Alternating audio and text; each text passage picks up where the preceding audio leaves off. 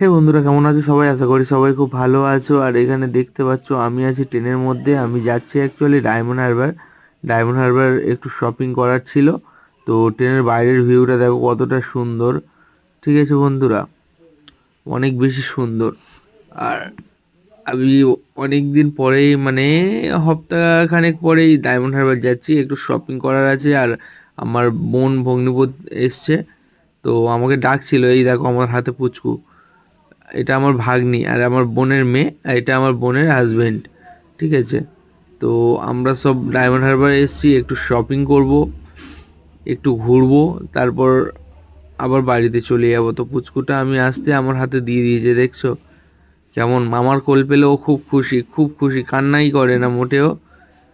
আর কত কিউট দেখো বন্ধুরা, আমার বাবু কত খুব খুব শান্ত, মানে এত শান্ত বাচ্চা, খুবই কান্না কম করে। তো আশা করি ভিডিওটা তোমাদের ভালো লেগেছে। আর যদি ভালো লেগে থাকে লাইক শেয়ার কমেন্ট আর সাবস্ক্রাইব করো। আজকের জন্য এতটাই, দেখা হচ্ছে নেক্সট ভিডিওতে।